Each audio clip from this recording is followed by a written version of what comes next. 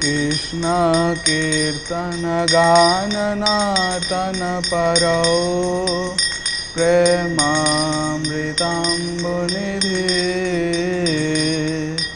Dhira Dhira Jana Priya Priya Karo Ninathuro Puchito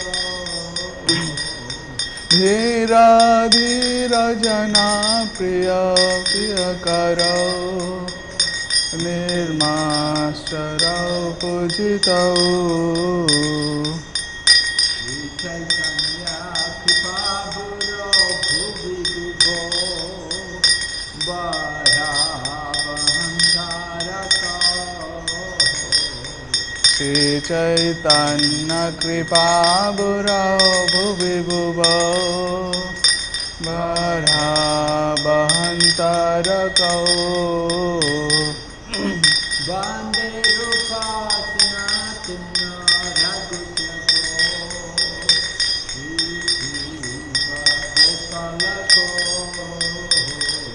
Vande Rupa Sanatana Raghutyako Shri Jiva Gopalako Nana Shastra Vicharina Ikanpano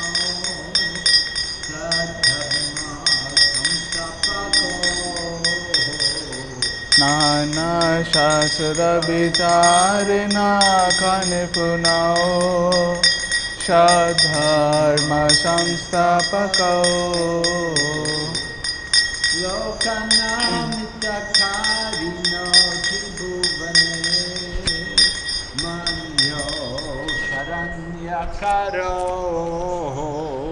Lokanam hitakarina tribhuvane manna sharanyakaro Radha Krishna Padaravinda Bhajana Nandhina Mataliko Radha Krishna Padaravinda Bhajana Nandhina Mataliko Vande Rupa Sanatana Raghutyako Shri Jiva Gopalako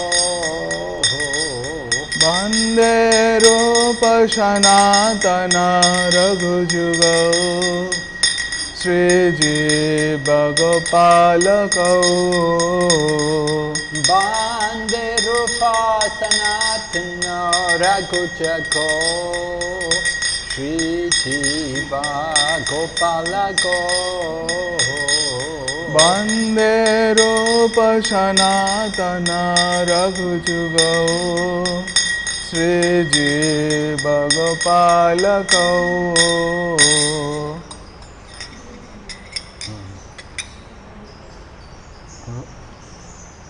So we're going through the preface of Srila Prabhupada's Nectar of Devotion. আমরা শ্রীল প্রভুপাদ রচিত nectar of devotion গ্রন্থের বাংলা ভক্তি রসামৃত সুন্দর ভূমিকা অধ্যয়ন করছি। Yesterday we were in the beginning of the preface. Srila Prabhupada described about how Rupa Goswami and his brother Sanatana Goswami renounced their big positions in the government of the Nawab Hussain Shah to go and join Lord Chaitanya's movement. গত ক্লাসে আমরা আলোচনা করেছি কিভাবে রূপ গোস্বামী এবং সনাতন গোস্বামী তাদের রাজকার্য থেকে পদত্যাগ করে শ্রী চৈতন্য মহাপ্রভুর আন্দোলনে যোগদান করেছিল, তার শরণাগত হয়েছিলেন। So one point which comes to mind is one may question, was that necessary? When they already had such a big position, they were very highly situated in the government of the Nawab Hussain Shah. Was it necessary that they had to give it up? Why didn't they just keep their position and at the same time propagate Krishna consciousness? তো কেউ প্রশ্ন করতে পারে কি এটার কি দরকার ছিল যে তাদের এত বড় পদ ছিল রাজসভায়, নবাব হুসেন শাহর একজন অর্থমন্ত্রী এবং একজন প্রধানমন্ত্রী ছিলেন, তো কৃষ্ণ ভাবনামৃতে যোগদান করার জন্য তাদের এই পদত্যাগ করার কি দরকার ছিল না? তারা তাদের সেই চাকরিতে বহাল থেকেই কৃষ্ণ ভক্তি যাজন করতে পারতেন। We know also one of the principles of Lord Chaitanya's teaching was that one could remain in whatever position one is in.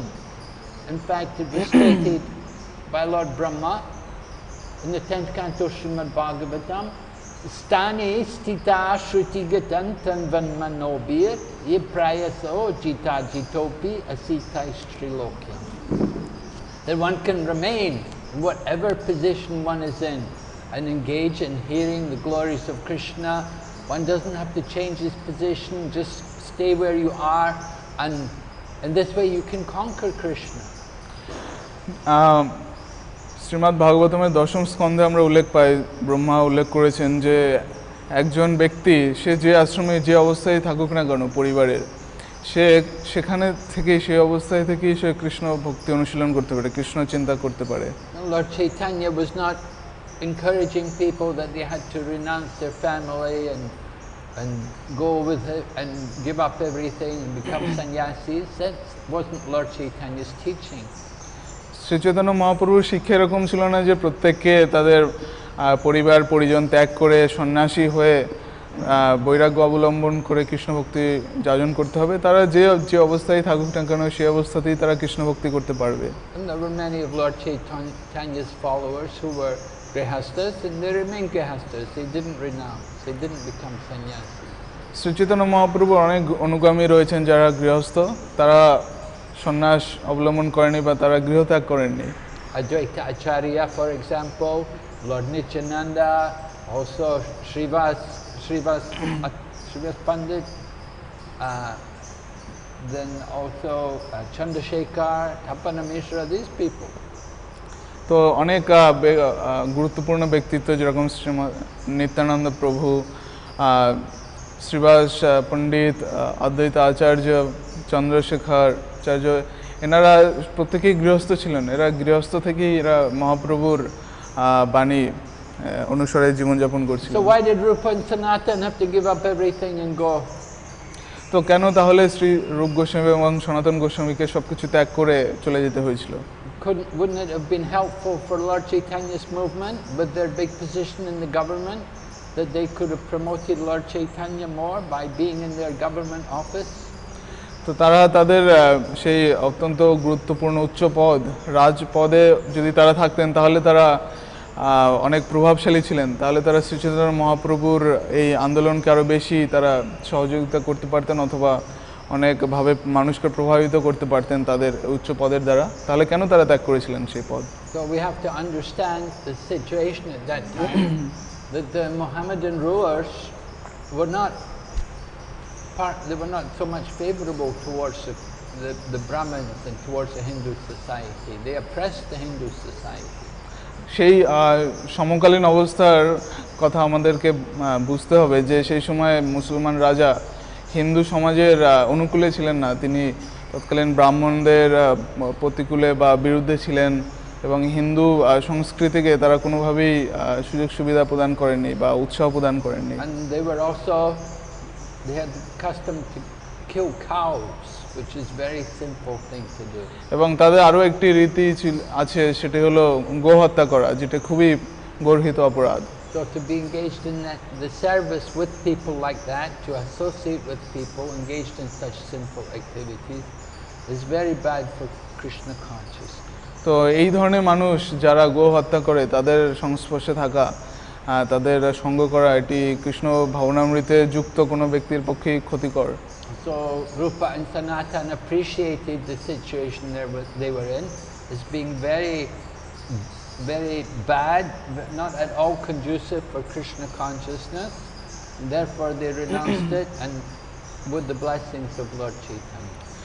Srila রূপ গোস্বামী এবং সনাতন গোস্বামী বিচার করে দেখেছিলেন যে তাদের ওই অবস্থাটা মোটেই কৃষ্ণ ভক্তির অনুকূল ছিল না, সেই কারণে তারা তাদের রাজপথ পরিত্যাগ করে তারা বৈরাগ্য অবলম্বন করে সন্ন্যাস ধারণ করেছিলেন এবং শ্রী চৈতন্য মহাপ্রভুকে অনুসরণ করেছিলেন। At the time they renounced, they were not so young, they were already elderly, and coming to retirement was a suitable time for them to retire. তারা যখন অবসর গ্রহণ করেছিলেন তারা মোটেই যুবক ছিলেন না, তারা প্রায় তাদের অবসর গ্রহণের যে সময় তার কাছাকাছি চলে গিয়েছিলেন, মধ্য বয়সেরও বেশি হয়ে গিয়েছিল তাদের।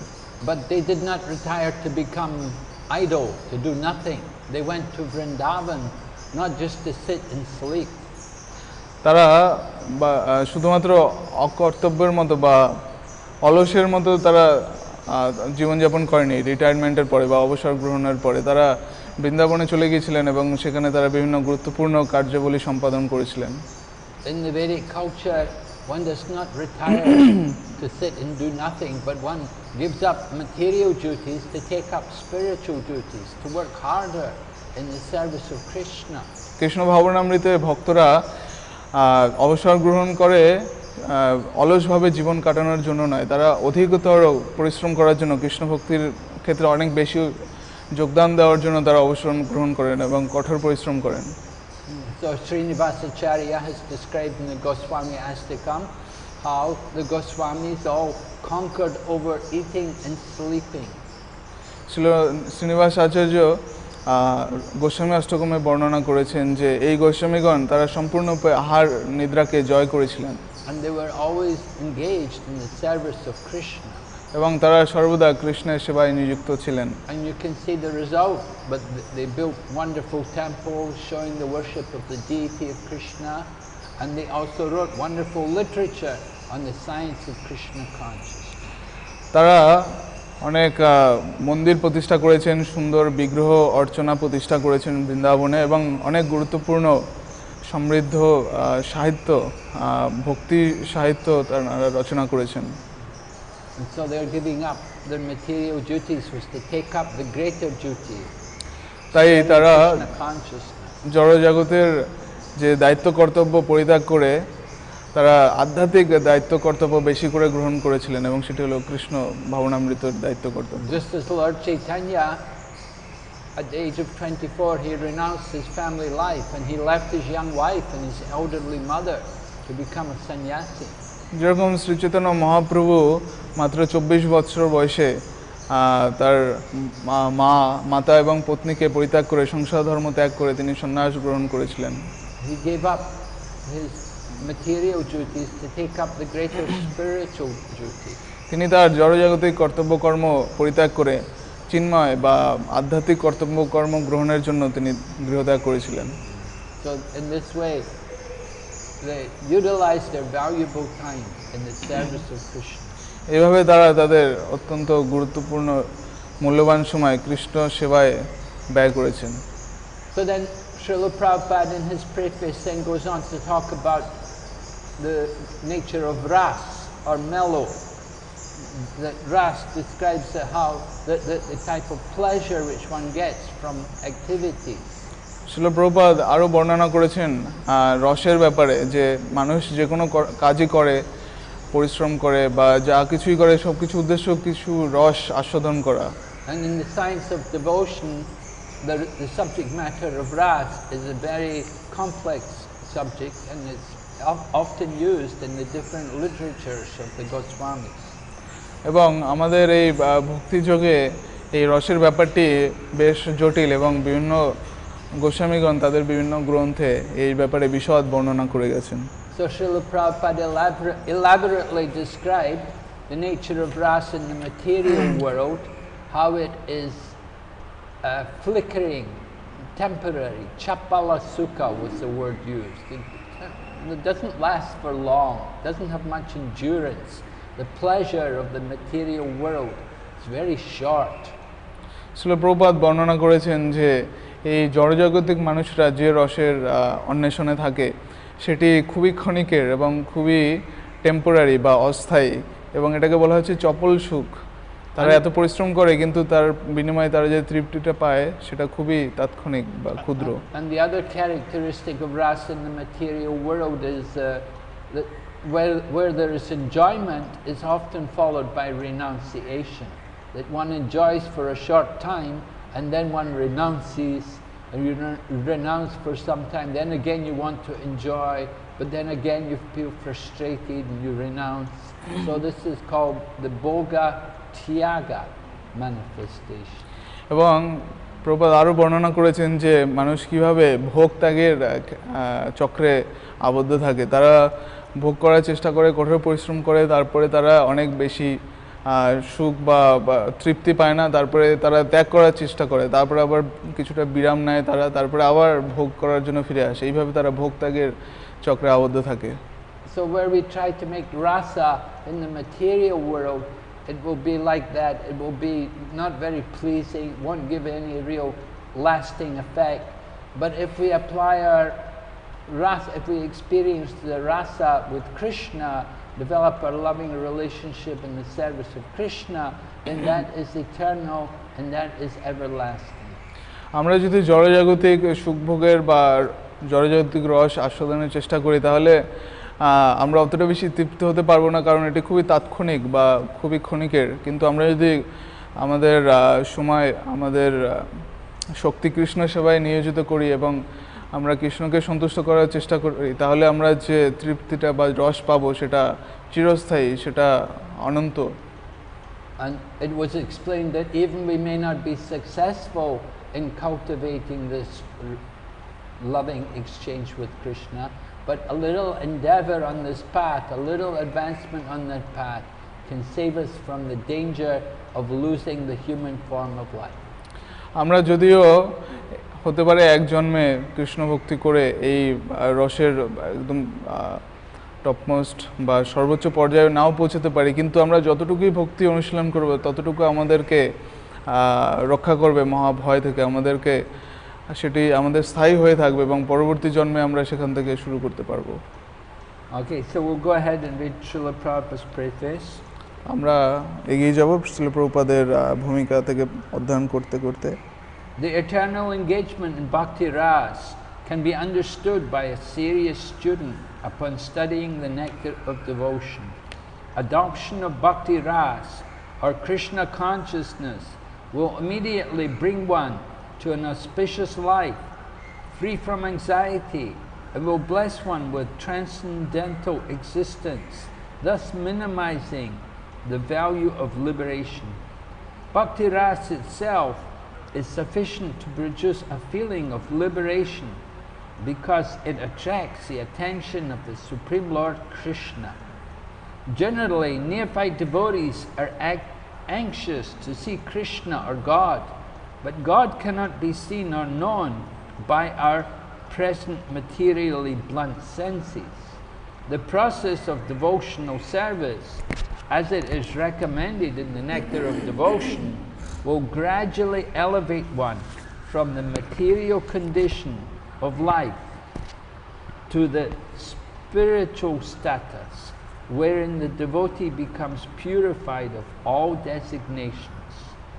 The senses can then be uncontaminated, being constantly in touch with Bhakti Ras.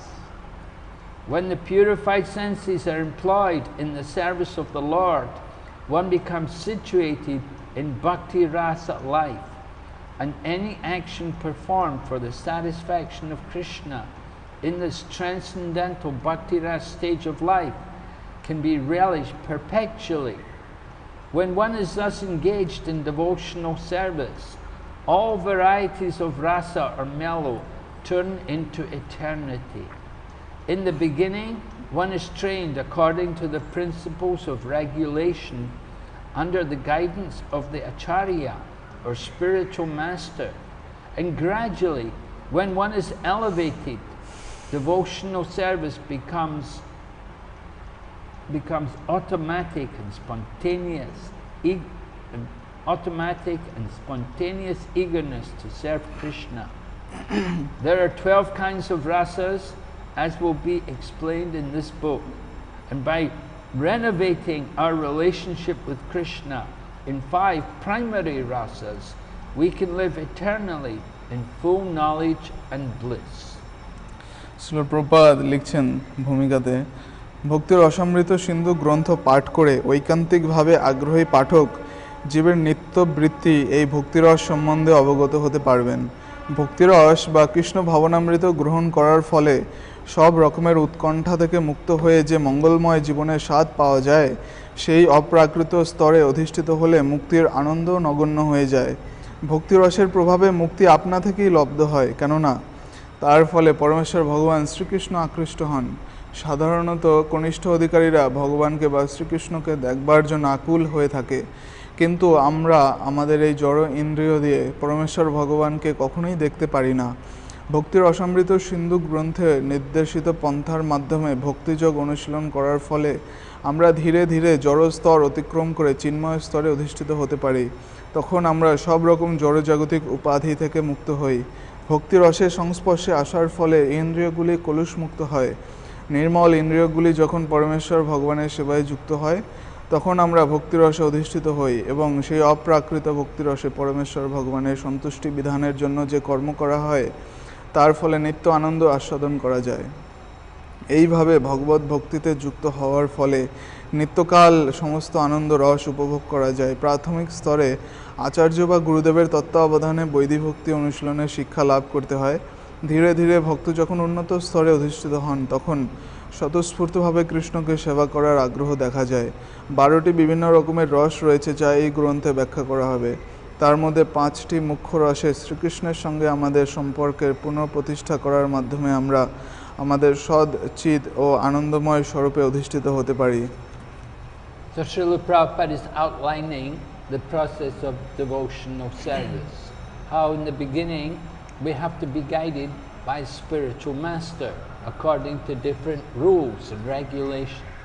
Srila Prabhupada এখানে ভক্তিযোগের অনুশীলনের যে গাইডলাইন বা নির্দেশ বলি দিয়েছেন, যে কিভাবে আমাদের প্রাথমিকভাবে কৃষ্ণ ভক্তি অনুশীলন শুরু করা হচ্ছে। সেখানে বলা হচ্ছে যে একজন আচার্য বা গুরুদেবের তত্ত্বাবধানে থেকে বৈদিভক্তি অনুশীলনের মাধ্যমে ভক্তিযোগ শুরু করা উচিত। So we can understand, very important, you have to have somebody guiding you, you have to have some teacher.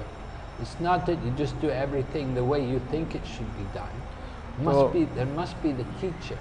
তাহলে বোঝা যাচ্ছে যে আপনার অবশ্যই একজন শিক্ষক দরকার। এরকম না যে আপনার মনে যা হবে, যেটা আপনি বুঝবেন সে অনুসারে আপনার অনুশীলন করলেই হবে। একজন শিক্ষা থাকা দরকার, যিনি আপনাকে নির্দেশ প্রদান করবেন এবং আপনাকে ভুল ত্রুটি ধরিয়ে দেবেন, শুধরানোর সুযোগ দেবেন।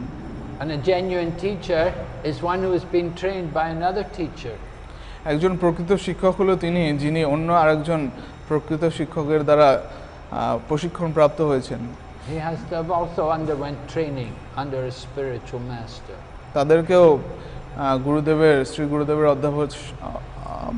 তত্ত্বাবধানে থেকে প্রশিক্ষণ নিতে হয়েছে। You want to understand someone's spiritual position, you have to ask him, who is your guru? আপনার যদি কারো আধ্যাত্মিক অবস্থান অনুসারে জানতে হয়, তাহলে জিজ্ঞেস করা উচিত যে আপনার গুরুকে। So the spiritual teacher makes us more aware of the different rules and regulations, the things we have to do and the things we have to give up. Shri গুরুদেব আমাদেরকে বিভিন্ন ব্যাপারে অবগত করেন, কোন কোন আইন কানুন বা রীতিনীতি বিধিনিষেধ আমাদের অনুসরণ করা উচিত, সেগুলো তিনি পথ প্রদর্শন করেন। So if someone's a good student, they will soon become spontaneous and eager in their service to Krishna.